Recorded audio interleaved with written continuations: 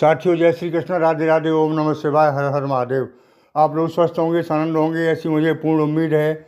और भगवान भोलेनाथ से भी यही प्रार्थना है कि मेरे प्रिय श्रोतागण स्वस्थ रहेंगे, मस्त रहेंगे और माँ लक्ष्मी का हाथ उनके सिर पर रहे, ऐसी मेरी सद्भावनाएं हैं।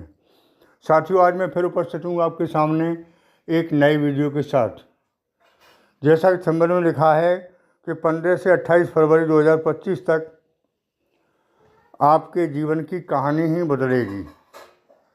हाँ, सही बात है, किस्मत के सितारे बुलंदियों पर होंगे। कारण क्या है? जैसा कि मैंने पिछले वीडियो में भी बताया, मंगल और शनि का तांडव समाप्त हो चुका है अब, और अब जो है समय ऐसा आ रहा है जो कि आप कभी सोच नहीं सकते थे, क्योंकि आपने सोचना ही बंद कर दिया और ये सोच लिया कि अब तो अच्छा समय आएगा ही नहीं, क्योंकि बहुत दिनों तक खराब समय चला।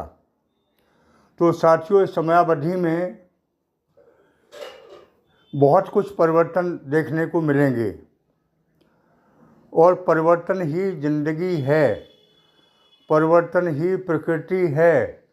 आप देखते हैं कि प्रकृति का बदलाव होता रहता है, इसी तरह ग्रह नक्षत्रों का भी बदलाव होता है और ग्रह नक्षत्रों के हिसाब से हमारी ज़िंदगी का भी बदलाव होता है।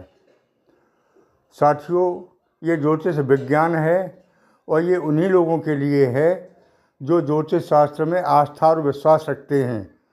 कुछ लोग तो नास्तिक हैं, उन्हें कोई मतलब नहीं। उनका तो समय अच्छा रहा तब तक बहुत खुश हैं, और नहीं अच्छा रहा तो परमात्मा ने खराब कर दिया मेरा। तो साथियों, ठीक है, जैसी जिसकी मर्जी। लेकिन जो लोग विश्वास नहीं करते हैं ज्योतिष में, वो कृपया मेरा वीडियो देखकर अपना समय बर्बाद ना करें, तो ज़्यादा अच्छा है। दूसरी बात, उल्टे सीधे कमेंट ना करें। ये उन लोगों के लिए है जो उसमें विश्वास करते हैं, आस्था रखते हैं और आस्तिक हैं, परमात्मा में विश्वास रखते हैं। तो साथियों, परमात्मा सर्वशक्तिमान है, ये बात सही है। वो जैसा करता है वैसा होता है, लेकिन उसी के तो ये बनाए हुए ग्रह नक्षत्र हैं, मैंने नहीं बनाए हैं। क्योंकि कोई किसी तरह से किसी का कुछ बिगड़ जाता है तो वो ये नहीं कह सकता कि परमात्मा ने बिगाड़ दिया है। वहाँ गया था, वहाँ ऐसा घटना हो गई, उसका ऐसा हो गया, वैसा हो गया, किसी के द्वारा हो गया। परमात्मा कभी अपने ऊपर नहीं लेता है। तो साथियों, ये बात सही है कि कर्म प्रधान है, बिना कर्म के कुछ नहीं होता है। लेकिन कभी कभी ऐसा होता है, जैसा कि आपने देखा होगा, कि कर्म खूब करते हैं, रात दिन मेहनत करते हैं और फल नहीं मिलता, ऐसा भी होता है। तो वहीं पर ये ग्रह नक्षत्र लागू हो जाते हैं कि कर्म खूब किए, फल नहीं मिला। साथियों, हालांकि कर्मों का फल तो मिलना ही है, लेकिन ग्रह नक्षत्र का असर भी होता है। जैसा कि हम देखते आए पिछले समय से, ग्रह नक्षत्रों के असर से ही हम इतने कष्ट में रहे, परेशानियां सही, मिथुन और तुला राशि वालों ने। तो साथियों, अब आगे के बारे में बताता हूँ कि समय निकल चुका है, जिंदगी का तूफान निकल गया है, भोर का सितारा होने वाला है, चमकने वाला है। सूरज की लालिमा शुरू हो चुकी है पूर्व दिशा में, और थोड़ी देर में ही सूर्य निकलने वाले हैं। तो जब सूर्य चमकेंगे तो प्रकाश तो होना ही है। साथियों, आप ये सोचते होंगे कि आचार्य जी, लगभग एक बात ही बता दिया करते हैं। तो ऐसा नहीं है, हर वीडियो में नवीनता होगी, नई चीज़ मिलेगी आपको, और वो नई चीज़ ऐसी होगी जो आपके समझने में बड़ा फ़र्क हो भले ही, लेकिन समझाने की कोशिश तो बहुत करता हूँ। साथियों, इस समयावधि से यानी 14 और 15 तारीख से आपके जीवन की कहानी चेंज हो जाएगी, यूटर्न ज़िंदगी हो जाएगी, पूर्व से पश्चिम हो जाएगी। यानी दुखों का अंत होगा, सुखों की शुरुआत हो चुकी है। बड़े बड़े ग्रह नक्षत्र चेंज हो चुके हैं, सूर्य और शनि की युति बन चुकी है, मंगल का तांडव समाप्त हो चुका है। तो फिर क्यों नहीं परिवर्तन होगा? निश्चित परिवर्तन होगा, इसमें कोई शंका वाली बात नहीं है। और ऐसा परिवर्तन होगा जिसकी आप उम्मीद करते करते थक गए और अब उम्मीद छोड़ भी दी थी आपने। साथियों, पुराने जो आपके मित्र हैं, साथी हैं, वो पुनः आपके जीवन में वापस आ रहे हैं और उनका बहुत बड़ा सहयोग आपको प्राप्त होगा। बीच में छूट गए थे, क्योंकि आदमी भी हमें ग्रह मानते हैं। क्यों मानते हैं? कि कभी मनुष्य बहुत पास में होता है और वही मनुष्य कभी बहुत दूर चला जाता है और बरसों नहीं मिल पाता। जो आदमी दिन और रात आपके साथ रहता था या जो रोज़ मिलता था और वो बहुत दिनों तक ना मिले, बरसों प्राप्त ना मिल पाए, तो ये भी एक ग्रह है। साथियों, इसी तरह से ग्रह हैं, कभी बहुत पास आ जाते हैं तो कभी बहुत दूर चले जाते हैं। जैसे अभी शनि की समस्या रही आपके राशि पर, तो अब शनि जो है चेंज हो गए, मेहरबान हो गए आप पर। पहले क्रूर थे, आपसे रुष्ट थे। इसी तरह से मंगल आपको वाणी पर बुरा असर डालते थे, आप किसी से ढंग से बात नहीं करते थे, क्रोध में रहते थे और ये लगता था कि मैं जो कुछ हूँ सही हूँ और सब दुनिया गलत है, सब कुछ गलत है, सब कोई गलत है। उसी तरह से पेश आते थे सबके घर में बाहर। तो इससे भी आपके बने बनाए काम बिगड़े। कोई क्यों सुनेगा किसी की आज के ज़माने में? और आप सर्वज्ञ नहीं हैं, लेकिन लगता था ऐसा कि हम सर्वज्ञ हैं और सब बेकार हैं। ऐसा समय आया था, आपने देखा होगा, अनुभव किया होगा। ये मंगल के कारण था। राहु केतु भी सुधार में आ रहे हैं, कुछ सुधार में आ चुके हैं। यानी ग्रहों के परिवर्तन से ही जिंदगी परिवर्तित होती है। तो ये ग्रहों का परिवर्तन आपके जीवन में, आपके जीवन का परिवर्तन होगा और जीवन की दशा और दिशा बदल जाएगी। साथियों, ये कहना अतिशयोक्ति नहीं है कि आप टॉप पर पहुंचने वाले हैं।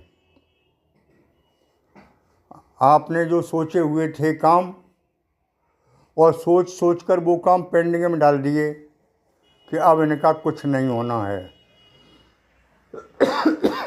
वो काम आपके अब इस समय में बनेंगे। ऐसे ग्रह नक्षत्रों का योग बन रहा है और बन चुका है। तो साथियों, अब आपका ये दायित्व बनता है कि आप इस शुभ घड़ी का, अच्छे पल का, जिसका आपने बरसों इंतज़ार किया था, उसका स्वागत करने के लिए आप तैयार हो जाएं। आपके घर में कोई मांगलिक कार्यक्रम या कोई नया सदस्य, जैसे किसी बच्चे की शादी हो जाए या संतान उत्पत्ति हो जाए, योग बन रहे हैं बहुत अच्छे। और बहुत अच्छा समय आ रहा है। आपको अपनी मेहनत जो कर रहे थे उससे और दुगनी बढ़ा लें तो ज़्यादा बेहतर है। इस समय का ज़्यादा लाभ उठाएंगे फिर, क्यों कि फल तो मेहनत का ही मिलना है। तो आप मेहनत करें और मेहनत से आप कठिन परिश्रम करके समय का लाभ उठाएं। समय कुल मिला के बहुत उत्तम है और इस समय के लिए बहुत दिनों आपने इंतज़ार किया था। अब इंतज़ार की घड़ी समाप्त हो रही है और परिवर्तन का समय आ चुका है। साथियों, परिवार में, घर में मांगलिक कार्यक्रम तो होंगे ही, उसके साथ साथ ही आनंदमय समय रहेगा, अच्छा समय रहेगा। एक दूसरे की भावनाओं को समझेंगे, कदर करेंगे और एक दूसरे के प्रति सहानुभूति होगी। दाम्पत्य जीवन बहुत मधुर होगा। लव लाइफ वालों को भी बता दें, अब तक जो सफलता नहीं मिली थी वो सफलता मिलेगी। शॉर्ट में काफ़ी है इतना। साथियों, नौकरी का योग बन चुका है उनके लिए जिन्होंने ट्राई की है, कोशिश की है। उनके लिए नहीं जो घर बैठे हैं, तो घर बैठे बैठे नौकरी बुलाने नहीं आएगी।